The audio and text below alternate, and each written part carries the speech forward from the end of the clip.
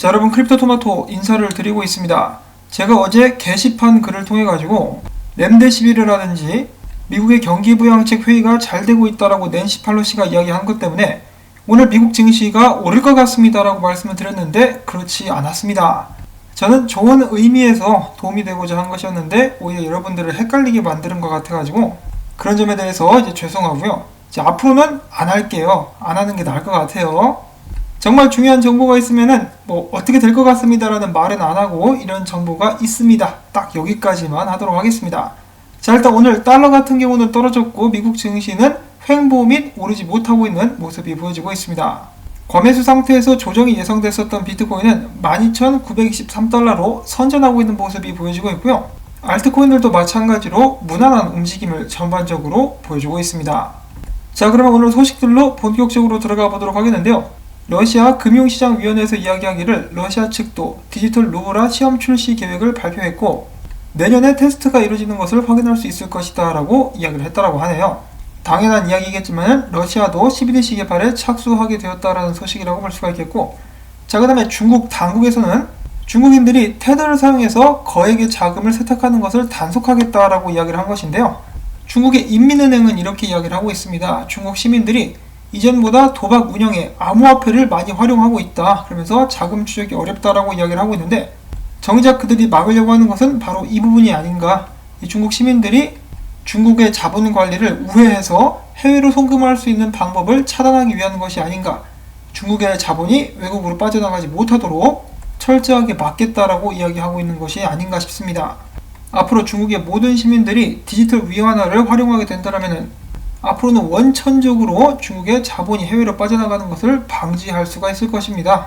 자, 그 다음엔 체인링크 관련된 소식이 몇 가지가 있는데요. 첫 번째로 크립토 파생 상품 데이터 제공자인 제네시스 볼라틸리티가 그들의 서명된 데이터를 스마트 컨트랙트 상에서 바로 판매하기 위해서 체인링크의 노드를 독자적으로 돌리고 있다는 소식이 나왔었고요. 그 다음에는 체인링크의 기술을 활용해서 언스타퍼블 도메인이 트위터 핸들과 이더리움 주소를 연결시킬 수 있게 될 것이다 라는 정보도 나왔습니다. 언스타퍼블 도메인 같은 경우는 암호화폐 주소를 도메인을 판매하는 웹사이트인데요. 트위터 핸들은 바로 이것을 말하는 것이겠죠. 그래서 체인링크의 기술을 통해서 트위터 핸들과 이더리움 주소를 연결시킬 수 있게 되었다라는 정보가 나왔었고, 그 다음에는 이더리움과 체인링크 차트 비교라고 볼 수가 있겠습니다. 어찌 보면 프랙탈이라고도 볼 수가 있겠는데요. 위에가 이더리움, 아래가 체인링크가 이더리움의 흔적을 따라가게 된다면 앞으로 더욱더 크게 상승하게 될 수 있는 여력이 있다라고 이 분석가는 예측을 하고 있는 것이죠. 흐름은 굉장히 비슷합니다. 자, 과연 체인링크는 전고점을 깨고 더욱더 높게 올라갈 수 있을 것인지 지켜보도록 하시고요. 자, 그 다음에는 암호화폐 회사들 간의 파트너십 몇 가지가 발표가 돼가지고 소식을 전해드립니다. 첫 번째로는 웨이브와 매틱 파트너십이 발표가 되었고요. 두 번째로는 온톨로지와 페리티테크가 파트너십을 체결하게 되었다고 합니다. 그들은 이를 통해서 크로스체인 유동성을 패러체인에 가져올 뿐만 아니라 윙 파이낸서와 같은 디파이 프로젝트 활용 사례도 늘릴 수 있을 것이다 라고 이야기를 하네요.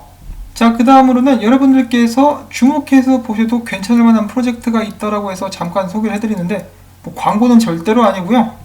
그냥 정보라고 보시면 되겠습니다. 지금 현재 바이낸스 런치풀에서 이자 농사가 진행되고 있는 프로젝트 중에 CTK라는 프로젝트가 있습니다. 이 프로젝트의 홈페이지에 가보시면은 프로젝트를 받쳐주고 있는 회사들, 이 프로젝트에 투자를 하고 있는 회사들 목록을 확인해 볼 수가 있겠는데요. 바이낸스, OKX, 후오비, 이더리움 재단, 비트메인, 코인원까지 굉장히 여러 회사들이 이 프로젝트를 지지하고 있는 모습을 확인을 해보실 수가 있겠습니다. 거기에는 이유가 있겠죠. 또 관심 있으신 분들은 이 프로젝트에 대해서 한번 알아보시면 나쁘진 않을 것 같다라는 생각이 듭니다. 자, 그 다음에 우리들의 순수한 청년 비탈릭 부테리니가 그동안의 51% 공격에 시달리면서 겨우 이 공격을 막아낼 수 있는 방안을 만들어낸 이더리움 클래식 코어 팀이 제작한 공격 방어 개선안인 메스에다 대고 이렇게 이야기를 했습니다. 결과는 실망스럽다. 한마디로 니네 이것밖에 못하냐? 굉장히 직설적이고 솔직한 친구죠. 아무튼 그랬다고 합니다. 자, 그 다음 이번 주에 전 세계 암호화폐 시장을 뒤흔든 페이팔의 뉴스가 있었죠. 이 페이팔이 암호화폐 사업을 정말 진지하게 생각하고 있는 것 같습니다. 이번에는 전 세계적인 수탁업체인 bit고를 인수하려는 움직임을 보이고 있다고 하는데요. 일단 100% 성사가 되는 것은 아니죠. 그렇기 때문에 인수회담이 결렬될 수도 있으며 페이팔이 빗고가 아닌 다른 회사를 인수하게 될 수도 있다라고 이야기를 하고 있는데, 한 가지 확실한 것은 수탁 시스템까지 확실하게 하겠다라는 페이팔의 의지를 확인해 볼 수가 있다는 것입니다. 자, 한편 이 페이팔 소식에 대해서 비트코인 고래인 조007은 이렇게 이야기를 하기도 했는데요. 암호화폐를 일단 페이팔 내에서는 개인 지갑으로 옮길 수가 없기 때문에 결국 속빈 강정이 될 수가 있다. 그러므로 페이팔 호재를 과대 해석은 하지 말아야 된다라고 이야기를 한 것인데요. 이에 덧붙여서 그는 오늘날 거시 경제 상황은 비트코인 상승장 진입을 지연시키고 있다. 만약에 상황이 좀 더 나아진다라면 비트코인에 대해서 완전히 낙관적인 입장일 것이다 라고 덧붙이기도 했었습니다. 자, 그 다음에 갤럭시 디지털의 마이크 노보그라츠, 최근에 CNBC 방송에 출연해서 이렇게 이야기를 했다고 하는데요. 투자자들이 비트코인, 이더리움 등 투기성 자산에 몰려들고 있다. 나 구라 형님 역시 비트코인 보유량을 늘려가고 있다. 비트코인과 주식의 연관성은 유동성에 의해서 좌우된다. 장기적으로 보면 금 비트코인과 같은 가치 저장고는 주식과 분리되게 될 것이라고 분석을 했습니다. 또한 그는 비자 및 마스터카드가 페이팔의 뒤를 이어서 비트코인 경쟁에 뛰어들게 될 것이라는 전망을 남기기도 했는데요. 이 노보그라츠의 주장을 반영이라도 하듯이 최근에 TD 아메리트레이드에서 이런 식으로 이야기를 하기도 했다고 합니다. 사람들이 점점, 이 투자자들이 점점 주식보다는 비트코인을 보유하는 것에 대해서 관심을 높여가고 있다. 또한 지난 수요일 미국 경기부양책 소식에 대해서 비트코인이 상승하며 반응한 것은 이제 긍정적이라고 볼 수가 있겠다 등등의 이야기를 남기기도 했다고 합니다. 자, 앞으로는 주식보다는 비트나 금 쪽으로 자금이 흘러 들어갈 수 있기를 바라보고요. 자, 그럼에도 불구하고 이 세상에 100% 완벽한 것이 있습니까? 없죠. 이 블룸버그 시니어 상품 전략가는 이렇게 이야기를 했는데요. 비트코인이 아직도 실패할 가능성이 있다. 그렇기 때문에 비트코인이 금보다는 위험성이 더 높은 자산으로 인식되는 이유이기도 하다. 미래는 알 수 없지만 비트코인은 금지가 될 수도 있고 규제가 될 수도 있다. 특히 국가에서 CBDC를 발행하는데 비트코인이 걸림돌이 된다면 그 나라에서 금지를 시키려고 마치 인도처럼 그런 식으로 정책을 마련하게 될 수도 있겠죠. 중국 같은 경우도 만약에 사람들이 계속해서 이 비트코인으로 넘어가려고 한다 그러면은 CBDC 같은 경우는 뭐죠? 중앙화가 되어 있는 그러한 시스템이기 때문에 그냥 아예 나라에서 CBDC로는 비트코인 못 사게 막아버릴 수도 있습니다. 자, 그렇기 때문에 중요한 것, 미래는 알 수가 없다. 그렇기 때문에 비트코인이 크게 성공할 거라고 믿지만은 그렇게 되지 못할 가능성도 있기 때문에 절대로 몰빵은 하지는 말아야겠습니다.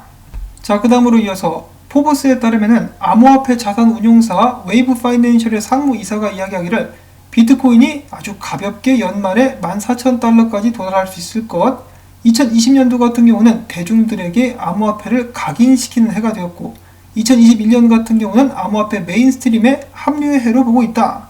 이 모든 것을 종합해서 세 글자로 표현하자면 가즈아라고 이야기를 했습니다. 자, 그래서 억만 달러 규모의 헤지펀드를 운영하는 폴 튜터 존스 다시 한번 이야기하기를 비트코인을 지금 매수하는 것은 구글 및 애플의 초기 투자자와 유사한 상황이다. 즉 비트코인은 앞으로 어마어마한 떡상을 앞두고 있다라고 다시 한번 강조를 했다라고 합니다. 이 사람도 가지아를 외치고 있죠. 자, 그리고 이어서 최근에 비트코인의 강세가 계속되고 있는데요. 그와 동시에 전 세계 7개 국가에서 비트코인이 최고치를 갱신을 해버리는 그런 상황이 발생을 했다라고 합니다. 그 나라들의 목록은 다음과 같은데요. 브라질, 터키, 아르헨티나, 수단, 앙골라, 베네수엘라, 잠비아입니다. 주로 이제 개발도상 국가들이라고 볼 수가 있겠는데 조만간에 여기에 러시아와 콜롬비아가 합류하게 될 수 있을 것이라고 하네요. 위에서 언급한 나라들의 기준으로서는 비트코인이 지금 현재 슈퍼떡상 최고점을 찍었다라고 볼 수가 있는 것인데요. 왜 그런 일이 발생하게 되었을까? 그 이유들은 다음과 같이 예측을 해볼 수가 있다고 합니다. 일단은 각 국가의 유동성이 충분하지 않아가지고 독자적 시장이 형성이 되어 있는 경우, 이제 김치 프리미엄 같은 그런 시장이 형성되어 있는 경우나 자국 통화의 가치 저하 때문이다. 위에서 지금 언급된 나라들 같은 경우는 경제 상황이 그닥 좋지가 않죠. 그러다 보니까 자국의 가치화폐도 동시에 떨어지고 있는 상황. 앞으로도 지속적으로 비트코인은 이 나라들에서 강세를 보이게 되지 않을까 싶습니다. 그리고 전 세계 여러 나라에서 점차 비트코인을 들고 있는 사람들의 숫자가 늘어나고 있죠. 조만간에 비트코인이 전 세계적인 통화라고 하긴 좀 그렇고 전 세계에서 통용될 수 있는 자산으로 자리를 잡게 되지 않을까 싶습니다. 뭐 이미 잡았을 수도 있겠고요. 전 세계 어딜 가든 통하는 화폐가 있죠. 미국 달러인데 비트코인은 더욱더 큰 유동성을 가지고 손쉽게 전 세계에서 통용되게 되는 날이 오게 되지 않을까라고 한번 생각을 해봅니다. 자, 그 다음엔 또 마지막으로 간단하게 비트코인 분석들 보고 가도록 하겠는데요. 첫 번째로는 크립토 비트코인 크리스의 분석입니다. 비트코인의 포물선 상승이 끝나고 지금 현재 약간 횡보하는 듯한 움직임을 보여주고 있는데요. 그 후에 형성되고 있는 이 삼각수렴 위로 가게 된다라면은 당연히 상승 14,000달러대까지도 갈 수가 있겠지만 아래로 떨어진다 그러면은 여기 있는 두 개가 더블탑이 되면서 포물선 상승 후에 오는 이제 약간의 하락이라고 볼 수가 있겠죠. 12,200달러에서 11,900달러까지도 떨어지게 될 수도 있다라고 이야기를 했습니다. 이것을 좀 더 큰 그림으로 보면 어떤 모습이냐? 이 채널 보이시죠? 이 채널 안에서 비트코인이 움직이고 있는데 여기 상단에 저항 추세선이 있습니다. 맞을 때마다 떨어지고 맞을 때마다 떨어지고 여기서도 한 번 또 맞았기 때문에 떨어졌는데 이번에 다시 도전을 하고 있다는 것이죠. 그래서 이것을 뚫고 위로 올라가는 것이 중요하다 아니면은 다시 한번 하락하게 될 수도 있다는 것이겠죠. 그림을 비교해 보시면은 쉽게 보실 수가 있을 것 같습니다. 자, 그 다음에 피터 브렌트가 이야기합니다. 비트코인이 최근까지 상승한 상승분을 10월 말까지 잃지 않는다면은 비트코인은 역사상으로 두 번째로 높은 가격대의 월봉을 마감하게 될 것이다. 기관들은 점차 비트코인의 보유를 늘려가고 있으며 그들은 매월 그들의 가치를 확인한다. 자, 과연 비트코인은 10월 얼마 남지 않았는데요. 역사상으로 두 번째로 큰 월봉 마감을 맞이하게 될 수 있을 것인가. 그리고 비트코인을 포함해서 모든 것을 팔았다고 했었던 피터 브렌트, 비트코인을 재매수했는지 그런 부분도 약간 궁금하네요. 그 다음에 여기 있는 더 문이라는 분석가는 만약에 비트코인 역 헤드앤숄더가 나온다 그러면은 거의 2만 불대까지 직진하게 될 것이라는 분석을 남기기도 했었고, 그 다음에 여기 칼리오라는 분석가 이것 봐, 비트코인이 크게 떨어질 것 같아, 폭포수가 쏟아질 것 같아 라고 이야기를 하고 있는데 이것은 뒤집어 놓은 차트죠. 그래서 비트코인이 여기서 크게 떨어진다 그러면은 비트코인 가격은 올라가게 된다라고 볼 수가 있겠습니다. 자, 보시다시피 거의 모든 분석가들이 비트코인의 조정을 어느 정도 예상은 하긴 하지만은 그래도 비트코인이 지속적으로 상승하게 될 것이라고 긍정적으로 시장을 바라보고 있었습니다. 자, 과연 비트코인은 조정 후에 다시 한번 상승하는 움직임을 보여줄 수 있을 것인가? 일단 지금 현재 암호화폐 시장의 심리 상태는 어제보다 한 단계 더 올라간 탐욕 단계에 들어섰는데요. 주말 동안에 비트코인이 어떤 방향으로 움직이게 될지 계속해서 지켜보도록 하겠습니다. 오늘도 제 영상을 시청해주신 여러분들께 감사의 말씀을 드리고 코인도 좋지만 항상 건강관리 잘 하실 수 있기를 바랍니다. 저도 살짝 몸이 안 좋은데요.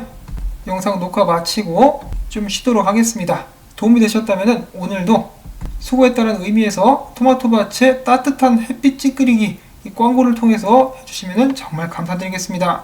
자, 그러면 저는 다음에 새로운 소식 가지고 인사를 드릴게요. 안녕히 계십시오.